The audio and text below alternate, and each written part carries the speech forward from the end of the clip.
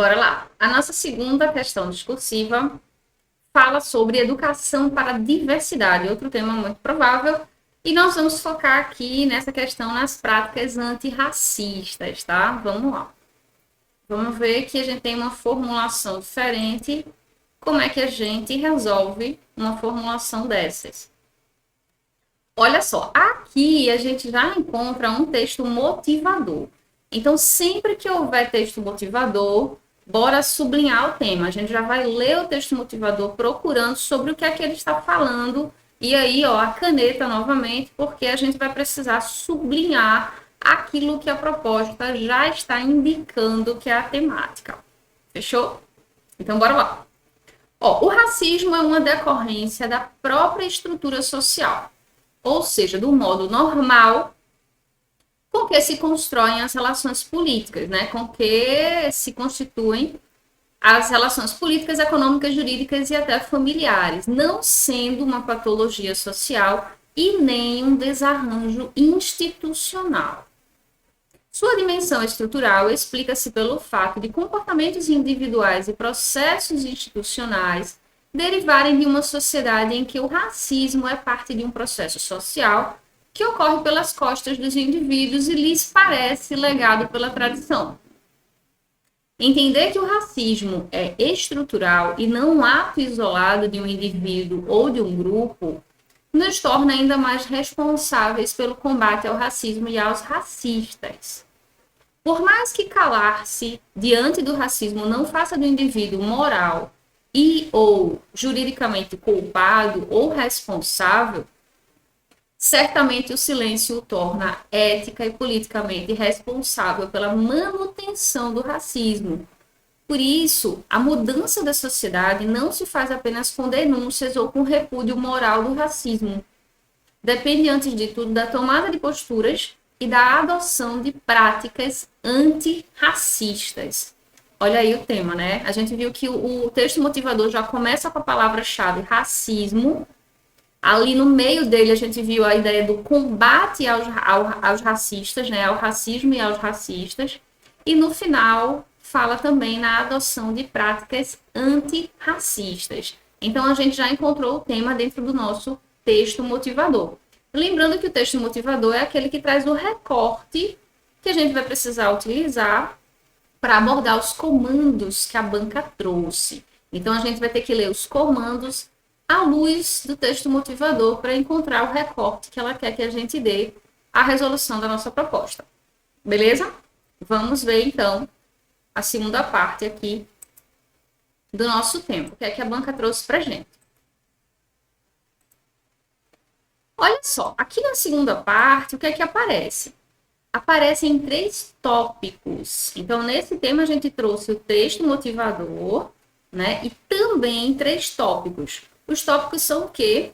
Direcionamentos de resolução. A gente precisa, sempre que vierem os tópicos, seguir exatamente a linhagem ali que o tópico traz, tá? Aquela organização que a banca já colocou nos tópicos. Se a gente observar, existe uma relação semântica entre cada tópico, é o desenvolvimento de uma ideia, por isso que tem que ser desenvolvido na ordem que os tópicos aparecem na prova, tá bom? Então, olha só, com base no trecho, né, no trecho do texto motivador, responda aos itens a seguir. Primeiro tópico, aponte a diferença entre preconceito, discriminação e racismo. Então, ó, a banca quer uma definição no primeiro parágrafo. Se a gente tem 3 tópicos, nós já sabemos que vamos fazer 3 parágrafos, tá? Coloquem sempre isso na cabeça, porque a banca vai procurar a resposta dessa forma. Então, é importante que a gente resolva o tema da forma mais objetiva, clara e fácil de a banca localizar a nossa resposta, tá bom? Então, aponta a diferença entre preconceito, discriminação e racismo. A gente vai resolver isso aí no primeiro parágrafo. E daí, no segundo, a gente vai fazer o quê? Ó? Apresente 2 modificações incluídas a partir de 2003 na legislação referente às diretrizes da educação nacional brasileira, a fim de valorizar identidades socio-raciais historicamente marginalizadas e contribuir para a adoção de práticas antirracistas nas instituições de ensino. Olha só, a banca pede 2 modificações na legislação. Então, a gente vai precisar trazer aí. Só que ela quer, ó, a partir de 2003, dentro desse contexto aí, ó, legislação que tem a ver com práticas antirracistas, certo? Então, a gente já sabe, a gente vai ter que apresentar duas no parágrafo 2. E o terceiro tópico, descreva sucintamente uma proposta de atividade que aborde a temática do racismo, indicando a que ano, né, se refere a proposta, né, de aula e quais são os seus objetivos de aprendizagem. Foi ampla essa proposta. Primeiro, a banca quer que a gente faça a distinção entre preconceito, discriminação e racismo. Então, ela quer ver ali a conceituação bem feita. Depois, ela quer que a gente mostre conhecimento sobre legislação relacionada às práticas antirracistas no Brasil de 2003 para cá. E também ela quer que a gente faça uma proposta ali sucinta de atividade de sala de aula com essa temática específica. Então, é uma proposta bem complexa, bem ampla e trabalhosa. A gente precisa focar nos pontos que a banca pede aí para ir destrinchando essa resposta de acordo com os tópicos, né? Ou seja, com o direcionamento que ela deu para a gente. Bora lá. Então, primeiro parágrafo, bora focar nos três, na diferenciação ali dos conceitos, né? Vamos embora. Olha só. Primeiro tópico, né? 3 definições a banca pede para a gente. Então, aponta a diferença entre preconceito, discriminação e racismo. O preconceito, a gente já começa com a palavra-chave, coloca um artigo na frente e a palavra, vamos ser objetivo, direto, rápido, lógico, né? Organizados. Cada um a gente vai abordar na sequência que ela pede ali, ó, preconceito, discriminação e racismo, porque aí a gente vai ajudar a banca a encontrar a nossa resposta, tá bom? Então, ó, o preconceito é o tipo de julgamento sem conhecimento de causa, isto é, quando se julga algo ou alguém sem antes conhecer. Ponto. Fechamos aí a ideia do que significa o preconceito. A discriminação diz respeito ao ato de diferenciar, né, de tratar as pessoas de modo diferente por diversos modos. Então, já tem 2 períodos. Um primeiro falando de preconceito, o segundo período falando de discriminação, e agora a gente vai fazer a diferenciação. Já o racismo é uma forma de preconceito ou discriminação baseada na cultura de valorização de grupos detentores do poder político-econômico e na desvalorização de grupos não hegemônicos, né? Historicamente considerados como inferiores pela cor da pele ou origem étnica. Então, se confunde muito preconceito, discriminação e racismo.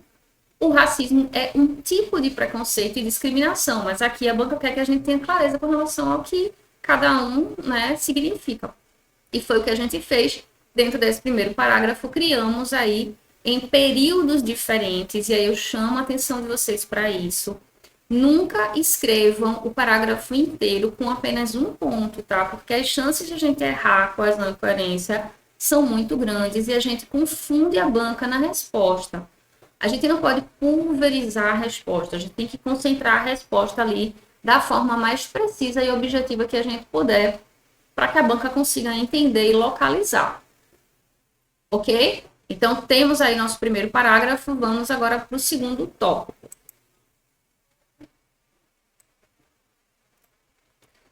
No segundo tópico, a banca pediu o seguinte: apresente 2 modificações incluídas a partir de 2003 na legislação referente às diretrizes da educação nacional brasileira, a fim de valorizar identidades socio-raciais historicamente marginalizadas e contribuir para a adoção de práticas antirracistas nas instituições de ensino. Ok, então vamos lá, a gente já vai começar ali, ó. Em 2003, entra em vigor a Lei 10.639, né? Aprovada depois de muitos anos de luta dos movimentos sociais, esta é uma lei que estabelece, primeiro ponto aí, ó, a obrigatoriedade da inclusão da história e cultura afro-brasileira no currículo das escolas no Brasil. Então, essa já é a primeira inclusão na legislação, certo? Em 2004, e aqui já é a segunda, o Ministério da Educação publica a Diretriz Nacional para a Educação das Relações Étnico-Raciais e para o Ensino de História e Cultura Afro-Brasileira e Africana. Qual foi o intuito? A gente não tem que explicar, né? Ó, com o intuito de levar orientação às instituições de ensino e de confirmar a necessidade de políticas de reparação, direcionando os professores quanto ao tratamento adequado do tema. Então, em 2003 é lançada a lei e em 2004 um direcionamento aí para os professores com essa diretriz nacional, que inclui, né, a educação das relações étnico-raciais e o ensino de história e cultura afro-brasileira nas instituições de ensino.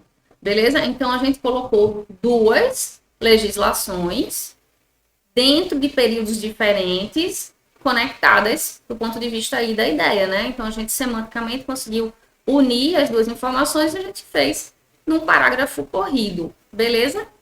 É só isso que a gente precisa trazer nesse parágrafo 2. Vamos, então, para o nosso terceiro tópico. No tópico 3, a banca diz, descreva sucintamente uma proposta de atividade que aborde a temática do racismo e a gente também precisa indicar a que ano se refere e quais são os objetivos de aprendizagem. Atenção aí, a banca pede os objetivos de aprendizagem, então tem que ser mais de um, tá? Pelo menos 2 objetivos. Vamos lá, então.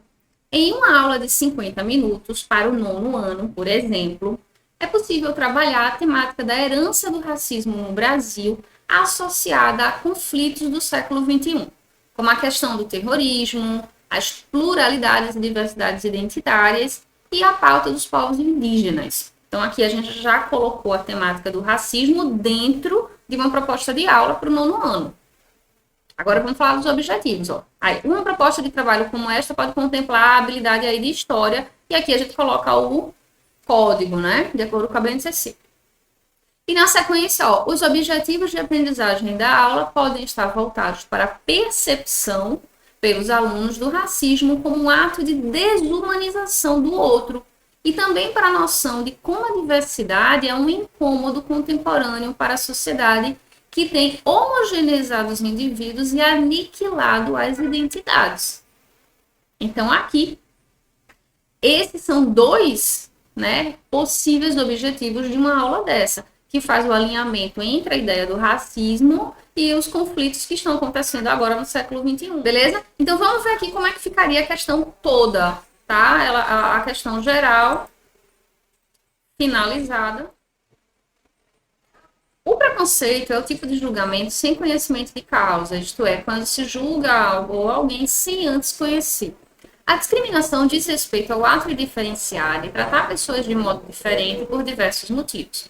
Já o racismo é uma forma de preconceito ou discriminação baseada na cultura da valorização de grupos detentores do poder político-econômico e na desvalorização de grupos não hegemônicos, historicamente considerados como inferiores pela cor da pele ou origem étnica.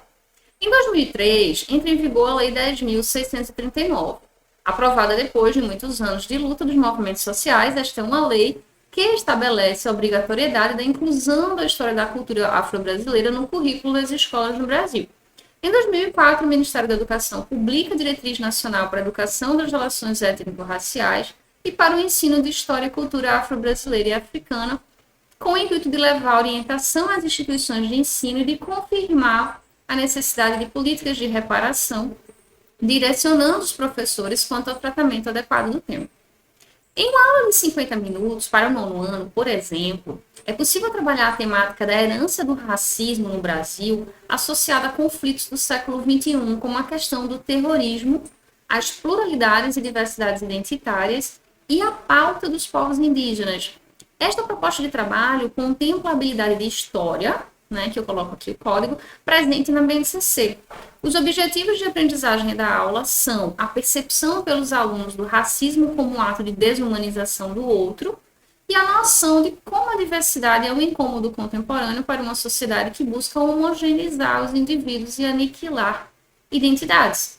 Então, aqui a gente coloca o texto como um todo para vocês verem que há uma gradação aí na resposta, a gente vai estabelecendo links e se a gente observar, o texto está todo pronto com as questões respondidas dentro de 15 linhas, tá? Esse é o nosso propósito. A gente precisa responder tudo de forma clara, objetiva, na ordem, na sequência. Em períodos curtos, a gente vai avançando direitinho nas respostas, sem prejudicar a coesão e conectando uma ideia com a outra. Fechou? Essa é a proposta da questão discursiva. Eu espero que tenha ficado claro e a gente vai agora para o próximo tema, o nosso tema 3.